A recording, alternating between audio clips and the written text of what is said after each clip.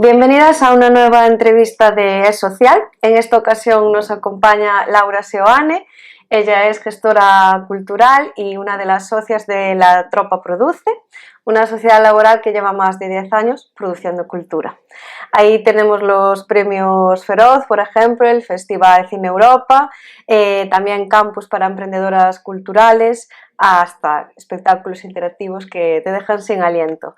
Laura hoy nos compartirá cómo producir cultura con corazón, con cabeza y desde lo colectivo. Spoiler, aquí no hay ninguna fórmula mágica, detrás de La Tropa Produce hay mucho trabajo en equipo y una apuesta clara por la economía social. Bienvenida, Laura. Gracias, a Social. un placer, gracias. Un gusto tenerte en este espacio. Bueno, nos vamos un poco a los inicios. Has trabajado durante años contando la cultura desde el periodismo. Hoy en La Tropa Produce te pasas al otro lado. ¿Cómo se produce ese cambio? ¿Por qué? ¿Y qué te llevas de esta experiencia? ¿Qué es lo que te enganchó? Pues mira, efectivamente mis compañeros y yo trabajábamos como periodistas culturales en diversos medios. Entonces, bueno, llevamos unos años pues trabajando y siempre, pues efectivamente desde un lado, ¿no? Y bien, muy, como observadores, ¿no? de la actividad cultural, de los, en fin, de los acontecimientos culturales. Entonces se nos ocurre crear los premios Feroz, y porque, bueno, por darle pues otra visión, ¿no? A los premios cinematográficos del año, a la visión de los periodistas. Y entonces pues aquella iniciativa la verdad es que sale muy bien. Y bueno, y como nos sale bien, nos invita a pensar que quizá, bueno, pues podíamos cambiar de profesión y pasarnos al otro lado, ¿no? Y en vez de observar, pues directamente hacer. Y es por eso que fundamos la empresa. Es decir, ahí es donde empieza un poco a cocinarse la Tropa Produce. Sí, o sea, el evento un poco momento primigenio fue ese, ¿no? Después ya hablaremos, pero efectivamente hicimos muchas más cosas, pero ese fue un poco el punto de partida que nos anima a empezar a trabajar en el sector de la producción cultural. Y a nivel personal, ¿qué significó dar ese paso de contar la cultura a, bueno, realmente producirla, ponerla en marcha? Bueno, la verdad es que supongo que se hace como solo se pueden hacer estas cosas, que es desde la inconsciencia total, porque realmente nosotros, bueno, ya teníamos cierta experiencia y conocimiento del periodismo, pero no teníamos mucha idea de cómo era producir y menos gestionar una empresa. Entonces, bueno, pues fue desde la inconsciencia. A nivel personal fue un reto gigantesco, que además que no se produce solo en ese momento, porque claro, una empresa es un camino y que no es solo fundarla efectivamente, sino es hacer que funcione, es hacer que vaya bien, que el equipo esté a gusto, son muchas cosas. Entonces, bueno, fue un reto personal muy fuerte, pero bueno, del que hoy en día y después echando la vista atrás estamos muy orgullosas, claro. ¿Y en qué momento, digamos, os dais cuenta de que realmente pues eso sale bien y decidís, pues sí, el proyecto va en serio, podemos pues armar, ¿no?, lo que hoy es la Tropa? Pues mira, te diré siendo sincera que hasta que pasan unos 4 o 5 años no vemos que eso tenga una estabilidad suficiente como para, bueno, pensar que puede ser duradero, ¿no? Porque efectivamente los proyectos empresariales tardan en cuajar, tardan en conseguir, bueno, asentar tanto las bases económicas como laborales, como todo, para que funcionen bien. Y aparte nosotros, insisto, es que no teníamos experiencia en esta cuestión, ¿no? Entonces yo te diría que sí, unos 4 o 5 años. Sí, hay que seguirse asentando las bases poquito a poco y ver que eso se va consolidando. Claro. En ese momento, bueno, apostáis por fundaros, constituiros como sociedad laboral. ¿Por qué apostar por la economía social en vez de, digamos, hacer una empresa al uso, entre comillas? ¿Qué os aporta ser sociedad laboral, tanto a nivel de equipo como proyecto cultural en sí? A ver, esto ha cambiado, es decir, desde que ocurrió hasta durante estos años, durante esta trayectoria, y me explico. cuando lo hicimos tampoco muy conocedores de lo que significaba pertenecer a la economía social, o sea, una entidad de la economía social. Hicimos más bien por una cuestión práctica, que tenía que ver con la capitalización del paro. Es decir, nosotros teníamos un paro, no teníamos nada más, no teníamos ahorros, no teníamos nada, lo único que teníamos era nuestro paro. Y dijimos, bueno, pues para arrancar, como éramos conscientes de que necesitábamos un poco de fuelle, porque no teníamos, o sea, habíamos hecho un proyecto que había salido bien, pero no teníamos clientes, no teníamos nada, dijimos, necesitamos algo de colchón. Entonces ese colchón, bueno, descubrimos que lo podíamos tener gracias a la capitalización del paro, pero para eso teníamos que constituirnos como una sociedad limitada laboral.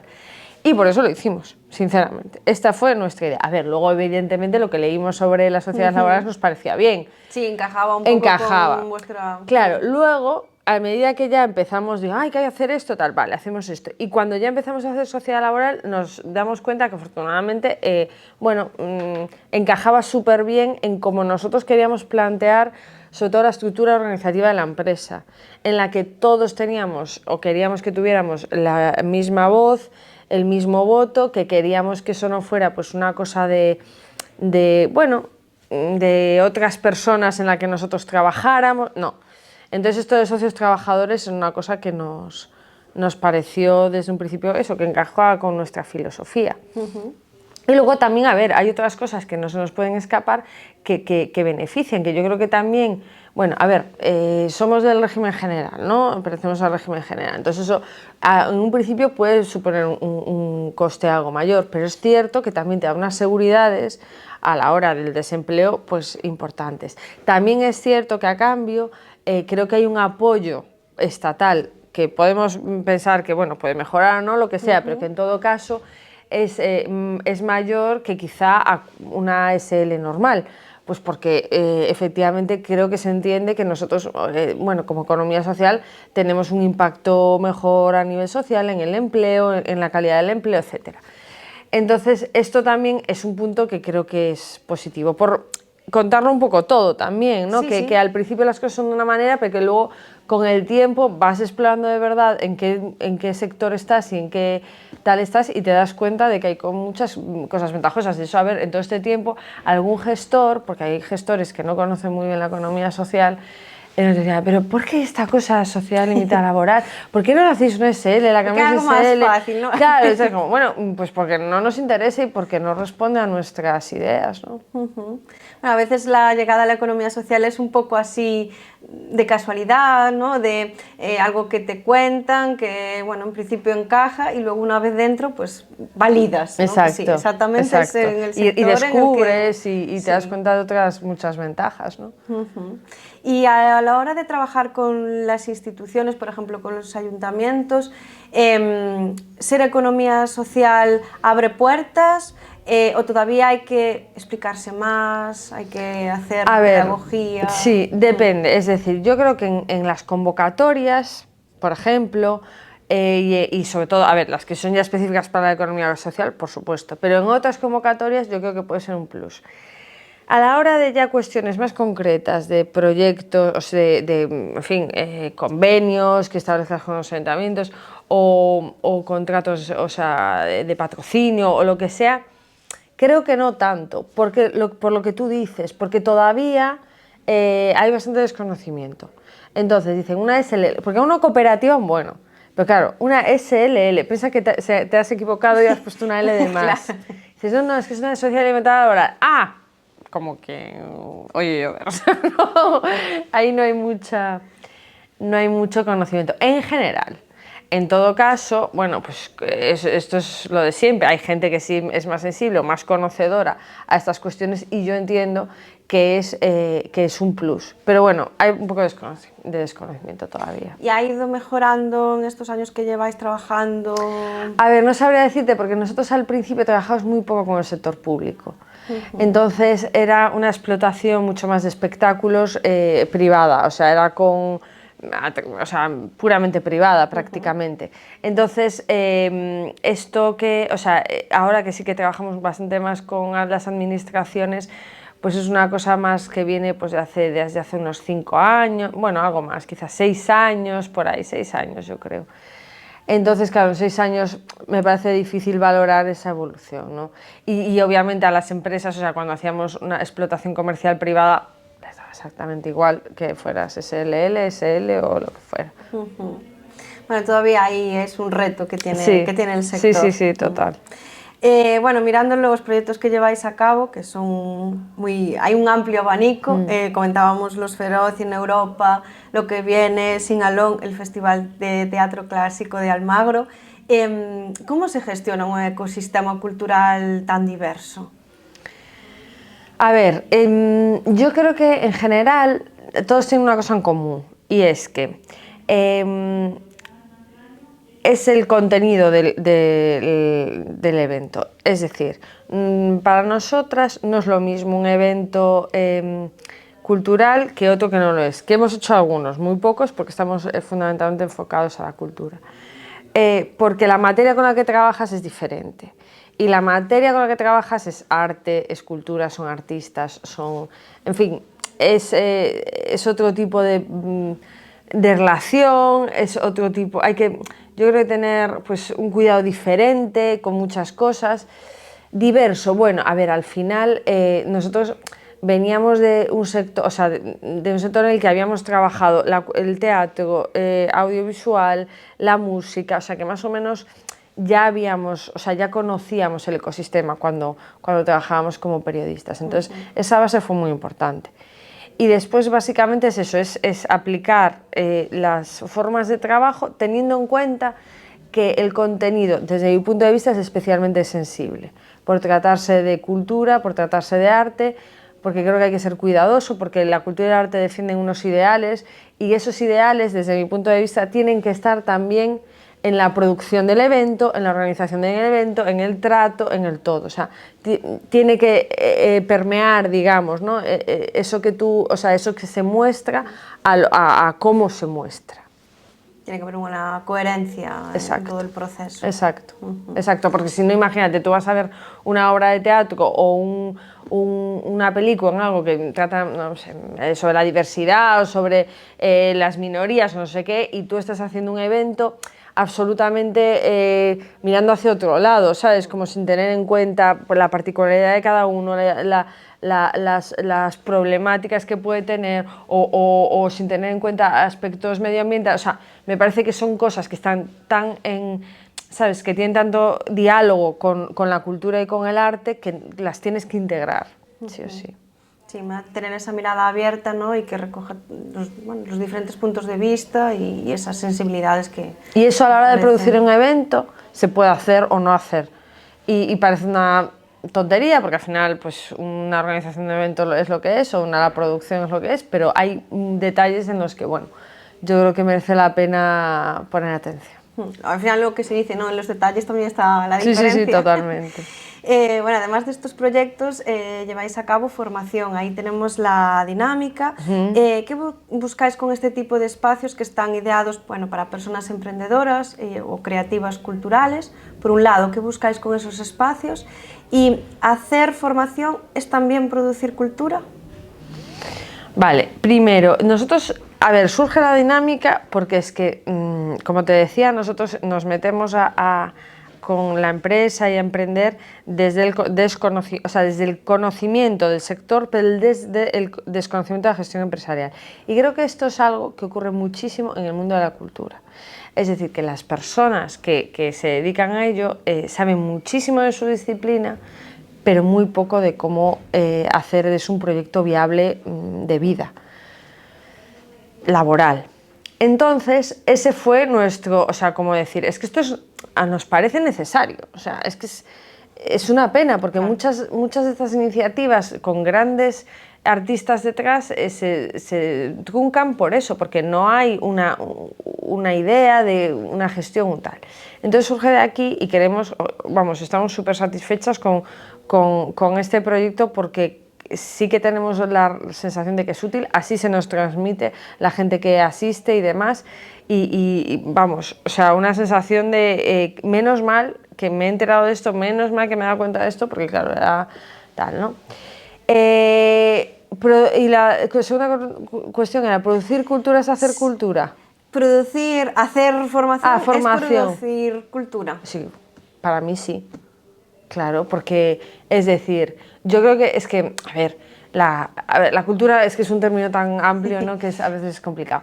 Pero obviamente lo que hace la cultura, aparte de otras, o sea, aparte de cuestiones más relacionadas desde mi punto de vista con elevar el espíritu o comunicar o tal, es formar. O sea, la cultura nos forma, nos abre la mente, nos instruye, en fin, nos hace seres más complejos.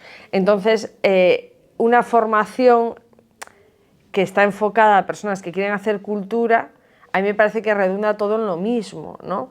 Sin quererle, ojo, quitar el aspecto más elevado, insisto, a lo que es una expresión cultural o artística. Pero creo que todo es comunicación, todo es aprendizaje, todo es formación. O sea, para mí está en un mismo espacio. Y bueno, para las personas jóvenes que nos estén escuchando, que nos estén viendo y esto les resuene porque hacen música, porque hacen cine, porque quieren emprender en el sector cultural, pero digamos que creen que no tienen los contactos, los recursos, los equipos suficientes, ¿qué consejo le darías? Yo les diría que hagan redes. Es decir, tú no puedes tener los contactos más importantes de no sé qué. Yo creo que lo que necesitas es rodearte de gente que esté en tu misma onda, que quiera lo mismo que tú, que tenga las mismas inquietudes, y en esas redes que hagas, que además te van a valer luego, porque esta cosa también de tenemos que hacerlo todos nosotros, yo, bueno, creo que no es nada razonable. Entiendo que tú no puedes empezar y andar contratando a la gente, pero sí que puedes coger cómplices para tu proyecto, ¿no? Entonces creo que esto es fundamental para empezar. Primero, porque tú también, aparte, deberás estar enfocada en lo que se considera tu especialidad. O sea, no tiene sentido que tú seas, me invento, el músico que tiene súper claro y hagas las redes sociales, la web, la contabilidad, o sea, no, tú debes estar centrado. Obviamente tienes que saber de todo y hacer de todo en cualquier momento. Hay que saber. Pero en la medida de lo posible, rodéate de gente. Entonces, de ahí esas redes son las que te permiten conocer, llegar, ir a sitios, es fundamental. O sea, hay que ir a sitios, hay que ir a encuentros, hay que ir a conciertos, hay que ir a muestras, hay que ir a todo, o sea, según obviamente tu disciplina, pues hay que ir, estar, escuchar, enterarte. Ahí es donde también se crean redes, o sea, al margen de las cuestiones sociales que puedas hacer a través de las redes sociales, creo que hay que ir a los sitios y hablar para tejer esas redes, y de ahí es más fácil emprender. Porque si tú además no tienes este conocimiento, lo puede tener el otro, y si tú no tienes el contacto, lo puede tener el otro, y este te ayuda y todo lo otro. Sí, al final eso es una conexión y compartir lo que también tú compartes, lo que conoces, lo que se te da bien con otras personas que también a lo mejor les falta eso que tú ya tienes, ¿no? Son redes, son Entonces, equipos, final... es que hacerlo en soledad es muy duro. Es muy duro. ¿Que se puede hacer? Claro que se puede, ¿no? Una cosa no quita la otra. Estamos hablando de consejos así, tal, y cada caso es cada caso, y se puede hacer en soledad, pero yo recomiendo firmemente, o sea, tejer redes, apoyarte en ellas y que esa sea la forma de empezar. En colectivo. Sí, en colectivo, totalmente. Y bueno, nos vamos acercando al final de la entrevista y vamos con una pregunta un poco más complicada, y es porque necesitamos más cultura hecha desde la economía social. Pues a ver, hay un poco de algo que ya más o menos apunté, pero yo creo que la cultura en especial debe tener una estructura horizontal. O sea, para mí no tiene mucho sentido que se esté creando y hay unas estructuras rígidas en el que una persona dice y las demás obedecen, ¿vale? Por ponerlo un poco... Sí, para modo ejemplo. Exacto. O sea, yo creo que la cultura tiene mucho más sentido de ser cuando es concebida y ejecutada desde la colectividad. Y obviamente tiene que haber cierta estructura y obviamente tiene que haber un orden. Una cosa no tiene por qué quitar la otra necesariamente. Pero sí que tengo la impresión que si en una empresa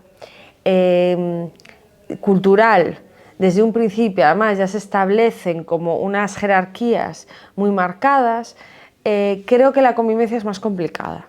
Porque al principio, para tal, puedes salir, pero después, bueno, entiendo que es más probable que haya ciertos, en fin, desavenencias entre el equipo, porque haya unas imposiciones sobre otras cuando quizá no tiene mucho sentido. Y que además de los procesos colectivos, o sea, el resultado de los procesos colectivos es más largo, sí, seguramente es más tedioso también, pero el resultado es mejor. Porque viene de una deliberación mayor, de un pensamiento mayor, de la suma de varias sensibilidades, eso necesariamente ha de ser mejor. Es más rico. Claro, es más diverso, es más rico, es más complejo, es más sofisticado, es mejor. Y ya vamos con la última pregunta. Estamos armando nuestra lista de Spotify de música de la economía social. Entonces, compártenos esa canción que te acompaña, que te inspira, algo ahí para sumar a la lista. Pues mira, hay una canción que además tiene algo de economía social, porque es una colaboración entre, bueno, son dos bandas gallegas, una es Bala y la otra es Tanxugueiras. Tanxugueiras es una cooperativa, que ¿Sí? esto es curioso. Bueno, pues han hecho un tema juntos para el último disco de Bala, que se llama Ouveo, que Ouveo en gallego es aullido, que además me toca con los aullidos feroz. Esto ya es demasiado. Pero bueno, que es una canción que me encanta, que tiene mucha fuerza, porque bueno, es de un disco de Bala y todo lo de Bala tiene mucha fuerza, pero también tiene una cosa un poco más melódica o más intimista, ¿no? Que le aporta ahí también Tanxugueiras, y es eso, se llama Ouveo. Pues sumamos Ouveo a nuestra lista de Spotify entonces. Muchas gracias, Laura, por Gracias esta a vosotros, conversación. un placer. Nos vamos con la certeza de que es posible y necesario hacer la cultura desde otro sitio, vivirla también de otro sitio, disfrutarla. Así que bueno, muchas gracias por pasarte por el Es Social y bueno, también dejar claro encima de la mesa que la cultura en colectivo pues siempre va a ser mucho mejor. Muchas gracias a vosotros. Gracias. Bueno, y las que estáis al otro lado, nos vemos en el próximo episodio de Es Social. ¡Chao!